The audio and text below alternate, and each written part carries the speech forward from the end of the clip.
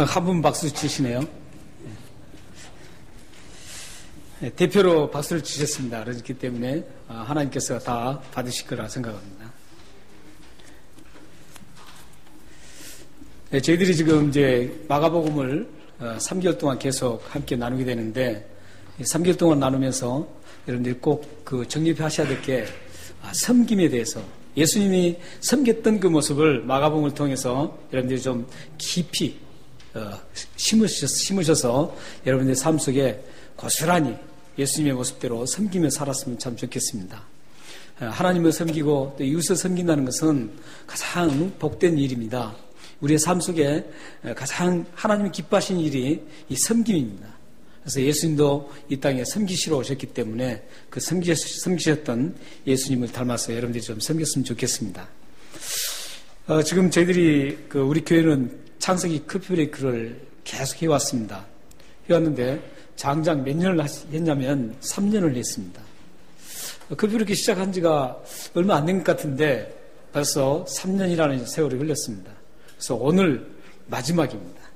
오늘 50장 마지막으로 이제 50장 26절까지 있는데 26절까지 오늘 커피 브레이크를 다 하고 이제 마치게 됩니다. 그동안에 그 많은 분들이 함께 커피 브레이크를 3년 동안이라는 그 긴 시간 동안 함께 매주일 참석하셔서 하나님 말씀을 은혜를 나눴던 여러분 모두에게 그 말씀이 여러분의 삶을 이끌어가는 원동력이 되었으면 좋겠습니다. 그리고 그 말씀이 여러분의 영혼을 촉촉히 적시고 여러분의 영혼을 풍성하게 늘려주는 그런 말씀이 되었으면 참 좋겠습니다. 그리고 또한 특히 이 커피 브레이크를 위해서 그 삶에 몸이 피곤하고 몸이 참 피곤하고 지친데도 불구하고 매주일 금요일 날마다 7시 저녁에 모여서 함께 이 커피 브레이크 창세기 질문을 만들고 또 기도하고 또 어떻게 하면 우리 커피 브레이크를 더 하나님 앞에 더 올려드릴 수 있을까 이런 고백을 하면서 지내셨던 리더들, 커피 브레이크 부 리더들 이분들에게 참 감사를 드립니다.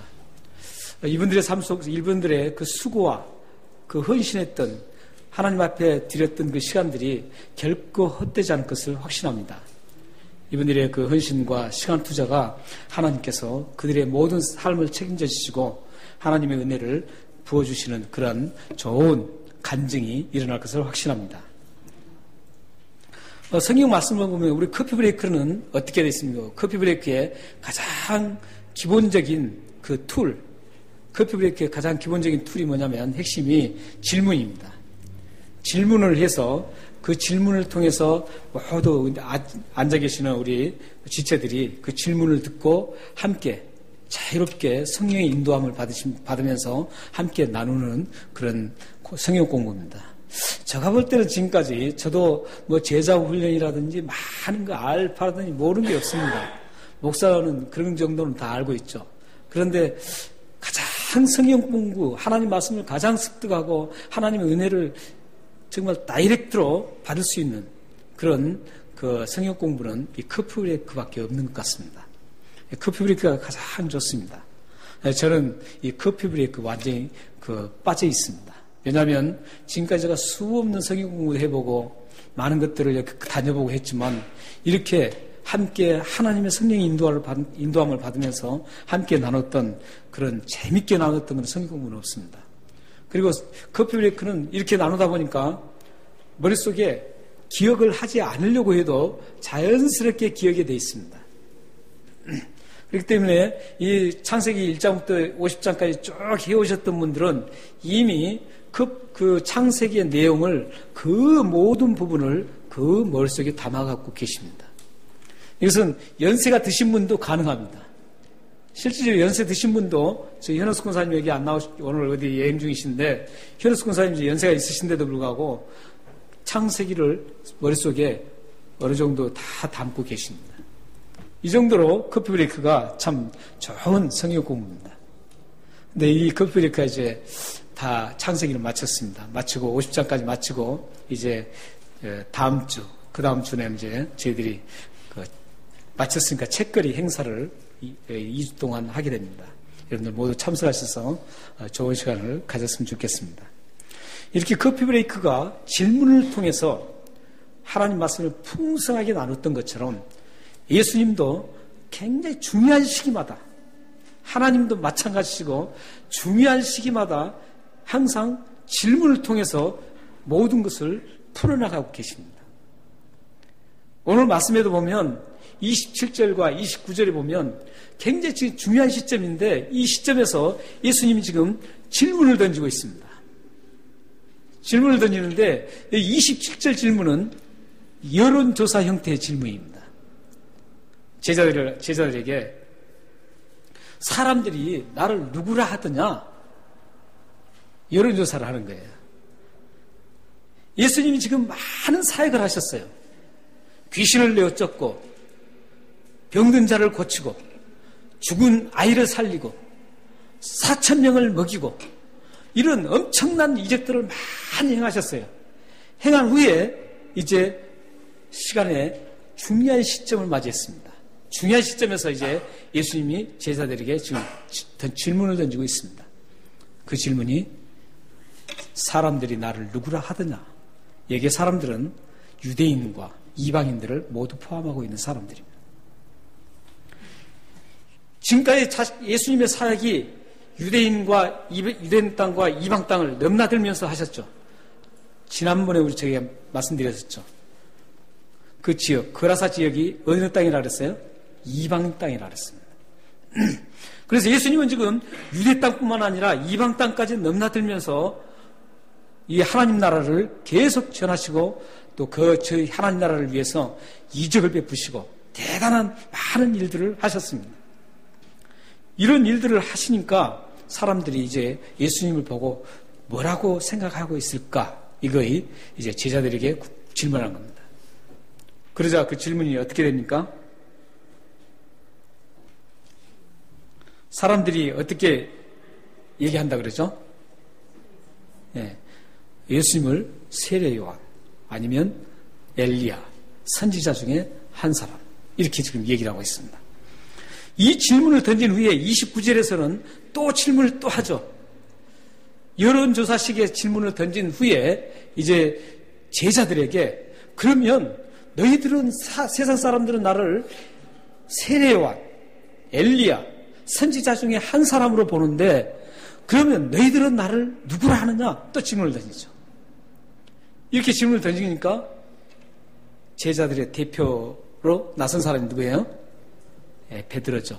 베드로가 제자의 대표로 나서서, 이건 제자들의 전체적인 의견일 수도 있습니다. 나서서 뭐라 그래요? 주는 그리스도시요, 이렇게 얘기합니다.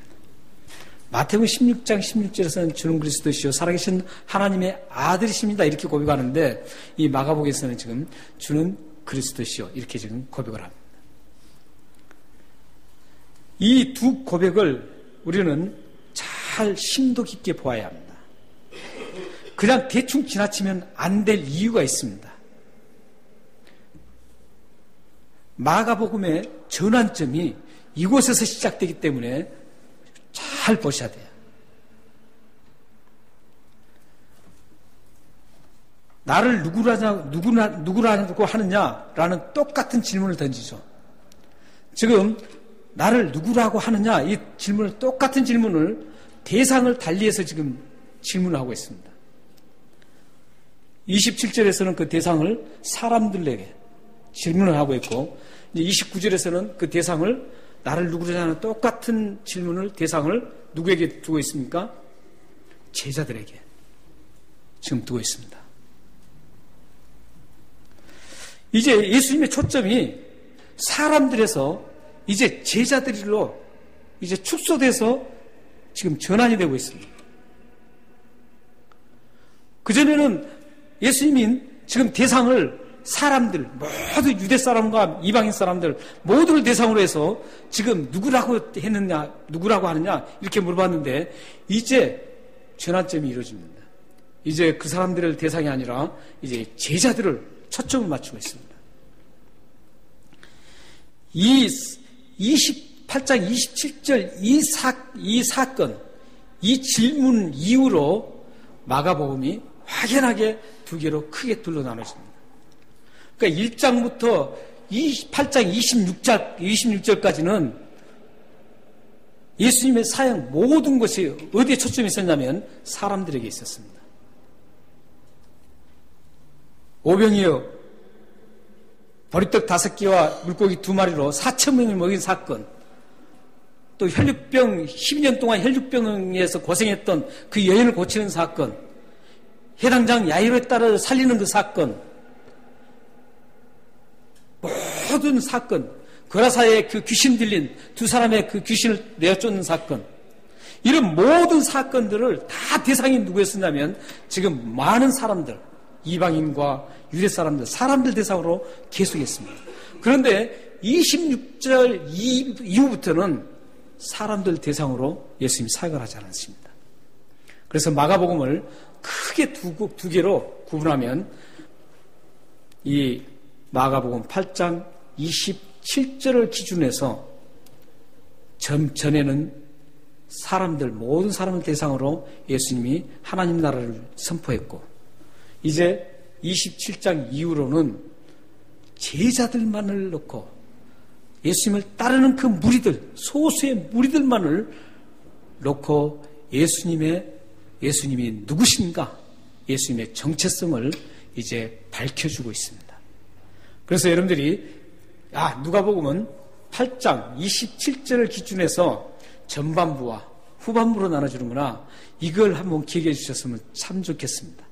이걸 기억하고 여러분들이 성경을 읽으시면, 저기 27절 이전에는 다 이 이방 사람들, 많은 사람들을 대상으로 지금 예수님이 지금 초점을 맞추고 지금 사역을 하셨구나.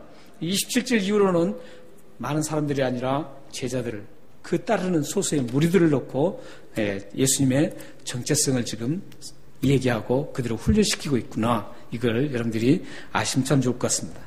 그래서 이 26절 이전, 27절 이전, 이 부분이 굉장히 27절 이전과 이후를 여러분들이 분명히 구분했으면 좋겠습니다. 그래서 굉장히 중요한 부분이에요. 그래서 제가 설교를 3년 전에 이 마가복음을 했는데 그때는 이 부분을 안 다뤘습니다. 안 다뤘는데 3년 전 11월 달이었어요. 안 다뤘는데 이제 이 부분이 굉장히 중요하기 때문에 이제 다루고 있습니다. 그게 전환점입니다. 마가복음의 전환점입니다. 오늘 본문에서 사람들과 제자들의 예수님이 어떤 분인가에 대한 여론이 판이하게 다르게 나오고 있죠. 28절 한번 보세요. 28절 한번 보시면, 제자들이 여짜와 이르되 세례 요한이라 하고 더러는 엘리야, 더러는 선지자 중에 하나라 하나이다. 또 물으시되 너희는 나를 누구라 하냐. 베드로가 대답하여 되 주는 그리스도시이다. 이 두 그룹 둘로 판이하게 다르죠. 지금 사람들은 뭐라 그래요? 아까 말씀한 것처럼 세례 요한, 엘리야, 또한 선지자 중에 한 사람. 근데 베드로는 지금 뭐라고 고백해요? 그리스도라, 이렇게 고백하고 있습니다. 똑같이 기록된 이 말씀이 똑같이 기록된 그 16장 17절에서는 베드로가 뭐라고 어떻게 합니까? 살아계신 하나님 아들이라는 걸 하나를 더 넣습니다. 첨부를 합니다. 아무튼 이 말씀을 보고 반응이, 베드로가 예수님은 그리스도십니다 했을 때 이 반응이, 예수님의 반응이 여기서는 안 나와요. 그런데 17절, 마태복음 16장 17절에서는 예수님의 반응이 나타납니다. 오늘 마가복음에서는 예수님의 반응이 안 나타나죠. 주는 그리스도시이다 하고 30절로 곧장 넘어가죠. 이에 자기의 일을 아무에게도 말하지 말라 경고하시고 이렇게 넘어갑니다. 그런데 마태복음에서는 똑같은 사건을 기록하면서 이 말이 끝나자, 주는 그리스도의 살아계신 하나님의 아들입니다 말이 끝나자 17절부터 너는 참 복된 사람이다 이렇게 얘기합니다. 그런데 예수님을 그리스도로 고백하고 하나님 아들로 고백하는 것은 혈육으로 고백할 수 없는 거다. 하나님께서 고백하게 만들었다 이렇게 말씀합니다. 그렇기 때문에 복되다는 겁니다. 이 말씀을 합니다. 그렇기 때문에 이 베드로의 고백은 분명히 참 복된 고백임이 확실합니다. 사람들은 어떤 병 고치는 것, 이런 것들에 관심이 있었지만 베드로는 그것보다 예수님의 그 본질을 지금 보고 있습니다. 우리는 여기에서 예수님의 기적을 보면서 예수님을 바라보는 많은 사람들과 제자들을 비교해 볼 필요가 있습니다. 사람들은 예수님의 병 고치는 이적을 보면서 자신의 건강을 지켜주시는 분으로 이해를 했고, 보리떡과 물고기로 배불리 먹이는 그 이적을 보면서 자신의 삶의 질을 높여주는 분, 자신을 풍요롭게 해주는 그런 예수님으로 이해를 했습니다. 한마디로 정리하면 예수님을 육체의 삶을 위한 자신의 육체의 요구를 들어주는 그런 예수님으로 받아들였습니다. 사람들은 영혼의 잘됨보다도 육체의 잘됨을 위해서 예수님이 필요했었습니다. 그러나 베드로는 육체의 강건함보다 영혼의 강건함을 위한 예수님으로 지금 고백하고 있습니다. 여러분은 어떻습니까? 아픈 몸을 치료해 주시는 그 예수님이 필요해서 여러분들은 그 예수님을 지금 따르고 있습니까? 물질을 공급해주며 여러분의 삶을 부욕해 주시는 그 예수님이기 때문에 예수님을 믿고 있습니까?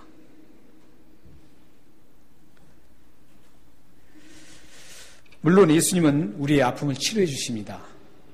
그리고 우리의 삶을 책임져 주시고 지켜주십니다.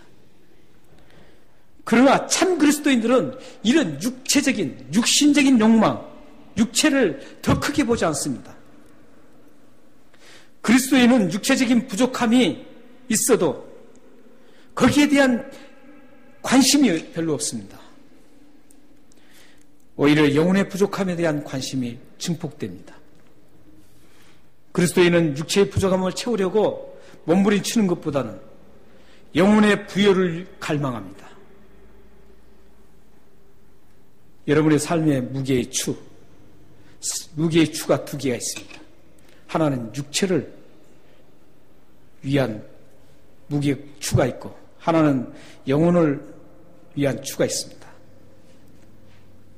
여러분들이 지금 살아가는 모든 그 삶의 그 부분이 지금 살아가고 생각하는 것들이 육체를 위한 육체의 어떤 풍요와 육체의 건강 이런 부분에 저울추가 기울어져 있다면 여러분들은 지금 그 저울추를 교정할 필요가 있습니다.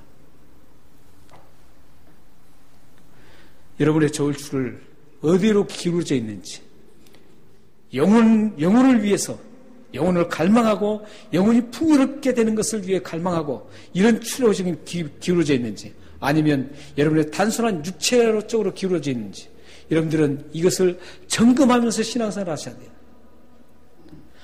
그냥 무턱대고 신앙생활 하시는 게 아니라 이런 부분을 여러분들이 점검을 하셔야 돼요. 지금 내가 살고 있는데 내가 지금 육체를만을 위해서 거기에 온통 쏟고 있는가, 아니면 내가 지금 하나님의 영광을 위해서 나의 영혼이 풍요롭게 되는 것을 위해서 내가 그곳으로 가고 있는가, 이 부분을 체킹해야만 여러분들이 성숙한 그리스도로 나갈 수가 있습니다. 그렇지 않으면 항상 제자리에 머물러 있어요. 여러분들 체킹하셔야 돼요. 점검하셔야 돼요. 여러분들 오늘 저녁에 가셔서 조용히 기도하시면서 지금까지 여러분 삶을 돌아보시면서 내가 지금까지 살아온 모든 것들이 영혼의 축으로 기울어져 있는가, 육체로 기울어져 있는가, 이 축가 지금 어느 쪽으로 기울어져 있는지, 얼마 정도 기울어져 있는지를 여러분들이 분명히 체킹하시고 수정할 필요가 있습니다.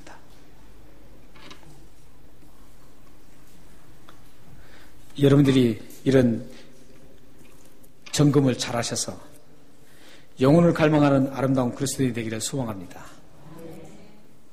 오늘 말씀에서 고백했던 베드로는 베드로전서 2장 11절에서 한번 띄워주시겠어요? 2장 11절에서 이 육체에 대한 것을, 영혼에 대한 것을 지금 잘 얘기를 해주고 있습니다. 우리 다 같이 한번 읽겠습니다. 자, 시작. 사랑하는 자들아, 거름인과 나그네 같은 너희를 권하노니 영혼을 거슬려 싸우는 육체의 정욕을 제어하라. 거름인이라고 했는데 지난 성경에 좀 더 번역이 좋은 것 같아요. 나그네로 거기는 번역되어 있습니다. 나그네로. 우리는 일상이 나그네고 행인입니다. 여기 나그네라고 되어 있네. 거름인으로 거기는 행인으로 되어 있네, 그러면. 나그네와 행인 같은 너희를 권하노니 이렇게 되어 있습니다. 네, 저 순서도 좀 바꿔놨네요. 영혼을 거슬려 싸우는 육체의 정욕을 제어하라. 이렇게 했습니다. 여기 보면 지금 어떻습니까? 우리는 이 세상에 나그네 길을 가고 있습니다. 나그네 길을 가다 보면 필요한 것들이 참 많아요. 육체적으로 필요한 것 참 많습니다. 옷도 필요하고, 먹을 양식도 필요하고, 뭐 쓸 것도 필요하고, 자동차도 필요하고, 얼마나 많은지 몰라요. 그런데 지금 베드로는 지금 저기서 우리 육체에 그런 채우려고 하는 것을 제어하라는 거예요. 왜냐고요? 그것을 채우려고 하면 어떤 일이 일어나요?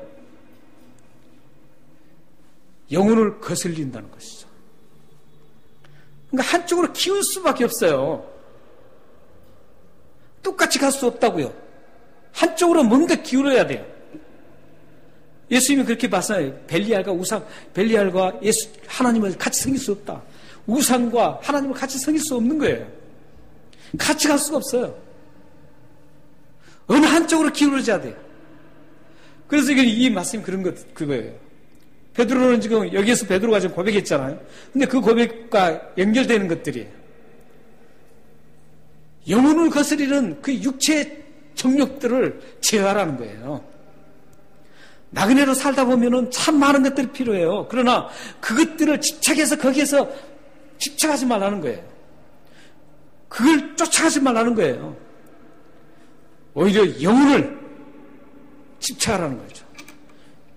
여러분의 영혼이 소생되는 것에 집착하라는 거예요. 그러면 어떻게 돼요? 마태복음 6장 33절에 있는 말씀처럼 너희는 먼저 그 나라와 그 의를 구하라. 그러면 이 모든 것을 더하시리라. 먹는 것, 입는 것, 공중의 새가 먹는 것, 들의 백합화가 입는 것, 이런 모든 것들, 그 육체적인 것들은 자연스럽게 하나님 책임져 주신다는 거예요. 그렇기 때문에 여러분들이 영혼을 거스리는 싸움을 하면 분명히 하나님은 여러분들이 필요한 것들을 공급해 주십니다. 하나님이 살아계시잖아요. 하나님 여러분들 모든 걸 다 아세요. 여러분 필요한 거 다 아신다고요. 여러분들이 선한 일에 사용하려고 하는 그 목적, 그 생각도 다 아신다고요. 문제는 뭐냐면 여러분들이 먼저 그 나라와 그 의를 구하는 거예요. 여러분의 영혼을 돈독하게, 풍성하게, 단단하게 해야 된다는 거예요. 여러분들이 영혼이 단단하지 않는데 그걸 하나님 덜렁 주면 여러분들은 그거 가지고 헛된 데 쓴다는 거죠. 그렇기 때문에 하나님께서는 먼저 영혼부터 여러분들이 집착하고 영혼이 소생하고 영혼이 튼튼해지고 강건해지는데 여러분들이 모든 전력을 쏟으라는 겁니다. 그러면 여러분들이 하고 하는 것도 다 하나님이 이루어주신다는 것이죠. 이 순서가 바뀌면 안 돼요. 우리는 이 순서를 바꿔서 한다고요. 추가 바뀌면 안 돼요. 추가. 지금 베드로의 고백과 사람들의 고백이 이런 차이였어요. 사람들은 지금 육체에 집착하는 거예요. 예수님 먹이신 것, 자기들의 먹는 것을 해결해 주시는 분으로, 삶에 윤택하게 해주신 분으로, 육체를 고치신 그걸 보고 자신의 병든 몸을 고쳐주시는 분으로 지금 고백하는 거예요. 단순한 육체만을 여러분들이 추구하시면 안 됩니다. 육체는 추구 안 해도 하나님이 알아서 하십니다. 여러분들이 하나님 믿으시면 그걸 믿으셔야 되잖아요. 그런데 이제 이 고백을 참 아름답게 그 베드로가 했잖아요. 세상 사람들과 전혀 다른 아름다운 고백을 했습니다. 참, 예수님이 칭찬하면서 너는 복을 받은 사람이다. 이렇게 칭찬하면서까지 그런 엄청난 좋은 고백을 했습니다. 주는 그리스도시요 살아계신 하나님의 아들이십니다. 이 고백이 얼마나 위대하고 아름답습니까? 그런데 이 고백이 안타깝게도 베드로의 이 고백이 변질이 됩니다. 이 고백 지속적으로 갔으면 좋을 텐데 변질이 됩니다. 그 변질된 그 모습이 32절, 33절입니다. 우리 32절, 33절 다 같이 한번 읽겠습니다. 시작. 드러내놓고 이 말씀을 하시니 베드로가 예수를 붙들고 항변하며 예수께서 돌이키사 제자들을 보시며 베드로를 꾸짖어 이르시되 사단아 내 뒤로 물러가라. 내가 하나님의 일을 생각하지 아니하고 도리어 하나님의 일을 생각하는 사람의 일을 생각하는다 하시고. 지금 베드로가 이 변질이 지금 그 신앙이 지금 변질이 일어나고 있어요. 변질이 일어나자 예수님께서 어떻게 해요? 지금 베드로를 책망하고 있습니다. 꾸짖고 계세요. 그렇다면 이 베드로가 어디에서 그 아름다운 신앙이 변질됐을까? 우리는 이걸 찾아야 되잖아요. 우리의 신앙도 언제든지 변질될 수가 있어요. 변질될 수가 있는데 그 변질된 이유를 찾으면 우리의 신앙을 지킬 수 있다는 것이죠. 변질된 이유가 30절에서 31절입니다. 우리 30절, 41절 중요하니까 한번 다시 같이 한번 또 읽어보시죠. 30절, 31절입니다. 자, 시작. 이에 자기의 일을 아무에게도 말하지 말라 경고하시고 인자가 많은 고난을 받고 장로들과 대제사장과 서기관들에게 버림받아 죽임을 당하고 사흘 만에 다시 살아날 것을 비로소 그들에게 가르치시되. 지금 베드로의 변질 이유가 뭡니까? 예수님께서 고난을 받고 장로들에게 붙잡혀서 버림을 당하고 죽으니까 죽는다는 그 예수님의 그 나약한 모습, 연약한 예수님, 지금까지는 엄청난 능력의 예수님을 베드로가 지금 보고 왔어요. 보고 왔는데 갑작스럽게 예수님께서 이렇게 나약해지는 거예요. 아주 연약해지는 거예요. 아, 이제 예수님이 그 능력이 있을 때는 예수님의 능력이 행사하면서 어깨도 말이죠, 들썩거리면서 프라이드가 있었는데 이제 예수님이 갑작스럽게 자기가 고난을 받는다. 그리고 붙잡힌다. 그리고 그것뿐만 아니라 죽는다는 거예요. 근데 여기에서 지금 베드로가 이걸 생각하지 않고 뒤에 나오는 예수님이 3일 만에 다시 살아나실 거다.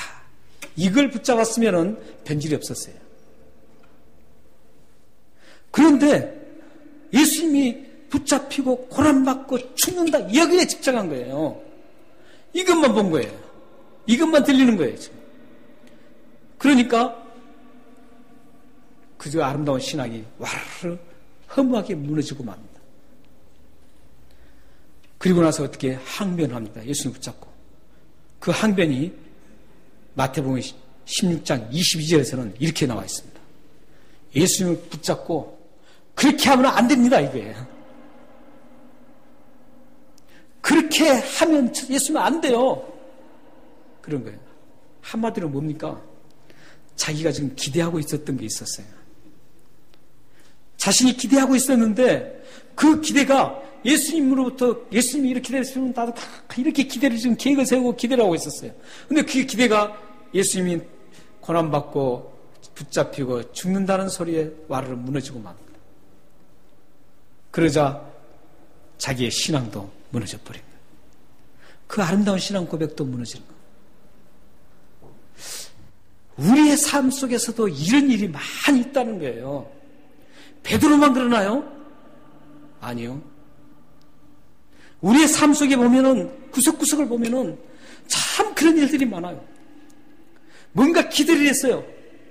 하나님 앞에 기도를 해요. 기대를 걸고 하나님 이거 분명히 이뤄주실 줄 믿어요 하면서 기도를 했어요.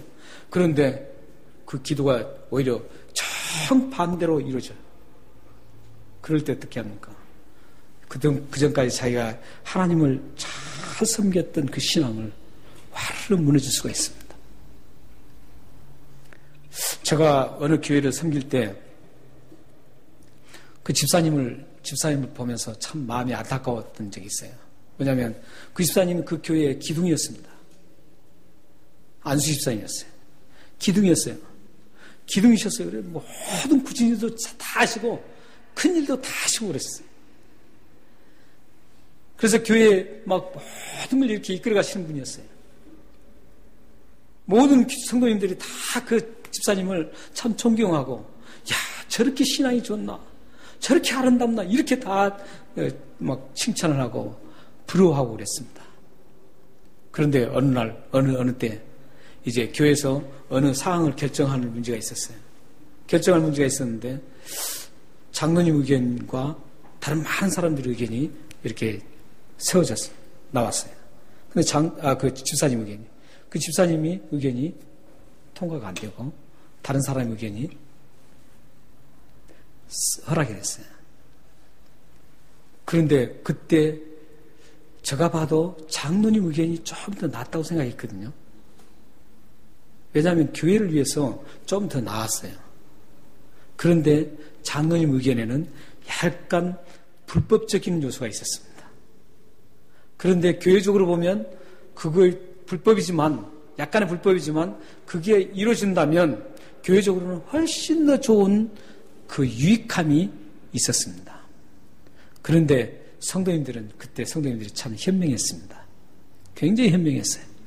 그 장로님의 불법적인 그 요소 때문에 불법이 아니지만 교회가 크게 빛나고 막 될 수 있는, 그건 아니지만 성도님들은 오히려 이분의 불법이 아닌 것을 손들어줘서 이쪽이 통과가 됐습니다. 근데 그때부터 그 집사님이 변하는데 저는 정말 지금도 그분의 얼굴이 생생하게, 그분이 하셨던 그 행동들, 민망하게 행동했던 그 모습이 지금도 생생하게 지금 박혀 있습니다. 어느 한순간에 자신이 기대하고 자신이 원하는 게 이루어지지 않으면 이렇게 바뀔 수가 있습니다. 지금 베드로가 이렇게 바뀌고 있죠. 우리 아름다운 인간관계를 하다가도 그래요. 아름다운 인간관계를 참 막 오물조물하게 다정하게 이렇게 막 사랑하면서 지내다가도 그 상대가 조그만 자기의 기대치에 어긋나면 어떻게 됩니까? 금세 바꿔집니다. 그전에는 그렇게 사랑한다고 했던 그 사람이 한순간에 돌아서 저 사람이 저러나 이렇게 공격적으로 나옵니다. 이렇게 아름다운 것들이 무너질 수가 있습니다. 무너져요. 이 베드로도 지금 자기가 원했던 것이 안 되니까 무너지는 거예요. 그러니까 여러분들이 삶 속에서 내가 안 된 게 있다. 그러면 그때 그 안 됐을 때 어떻게 대처해야 하느냐가 여러분들의 신앙을 유지하느냐, 떨어지느냐, 허물어지느냐 달려 있습니다. 여러분들이 아무리 생각하고 좋은 것들을 생각하고 했어도 그게 안 됐어요. 하나님의 뜻이에요. 그렇다면 거기에 대해서 하나님께 오히려 그걸 감사로 전환시켜서 하나님 안 되게 해주셔서 감사합니다. 이렇게 여러분들이 가면은 어떻게 될까요? 엄청난 신앙의 거목의 신앙인이 될 수 있습니다. 사랑하는 여러분이 이런 반전의 역사를 만들어가는 여러분들의 신앙이 되기를 바랍니다. 사실은 여러분이 필요로 하는 이 세상의 육체를 위한 이런 모든 기대들은 꼭 무너져야 합니다. 육체를 위한 여러분들의 기대는 무너지지 않으면 안 돼요, 사실은. 육체를 위한 이 무너진 게 무너져야만 하나님이 지으신 아름다운 것들이 그곳에서 세워집니다. 사도 바울이 우리에게 전해준 보배와 같은 말씀이 있습니다. 함께 우리 읽어보겠습니다. 다 같이 한번 읽겠습니다. 시작. 만일 땅에 있는 우리의 장막집이 무너지면 하나님께서 지으신 집, 곧 손으로 지으신 것이 아니요 하늘에 있는 영원한 집이 우리에게 있는 줄 아느니라. 땅에 있는 것, 이 세상에 있는 것들이에요. 이 세상에 있는 장막집, 이제 외워서 사실 우리 육체를 말하는데 그뿐만 아니라 우리가 필요한 육체에 필요한 모든 것들도 다 포함될 수 있죠. 육체가 가장 중심이니까. 이런 것들이 다 무너져야 돼요. 그리고 이것은 언젠가 꼭 무너지게 돼 있어요. 안 무너질 수가 없어요. 다 무너져요. 근데 무너져야 됩니다. 여러분들이 기대하는 것들 있잖아요. 육체를 위해서의 한 기대. 여러분들 영혼의 기대를 무너지면 안 돼요. 육체를 위한 그 기대들. 어떻게 좀 잘 먹고 살까? 어떻게 좀 누리고 살까? 이런 기대들이 있잖아요. 이런 것들은 여러분들이 무너져야 해요. 무너져야만 하나님이 지으신 손으로 지으신 것이 아니라 하늘에 있는 영원한 그 집, 영원한 것들이 그 무너진 곳에 세워지게 됩니다. 사랑하는 여러분, 이 세상의 모든 것들은 언젠가는 꼭 무너집니다. 무너지지 않을 것 하나도 없습니다. 세상에서 여러분이 기대하는 그 기대도 언젠가 꼭 무너지게 되어 있습니다. 무너졌을 때 여러분들이 반응이 중요합니다. 그 무너졌을 때 여러분의 신앙마저도 무너지면 안 됩니다. 베드로처럼 그 고백이 자기의 기대가 무너질 때 그 고백까지도 무너지는 그런 여러분들이 되어서는 안 됩니다. 여러분의 육체적인 것이 다 무너질지라도 살아계신 하나님을 굳건히 붙잡고 하나님이 주시는 그 길을 묵묵히 가시는 축복의 삶이 되기를 주님의 이름으로 축원합니다. 기도하겠습니다.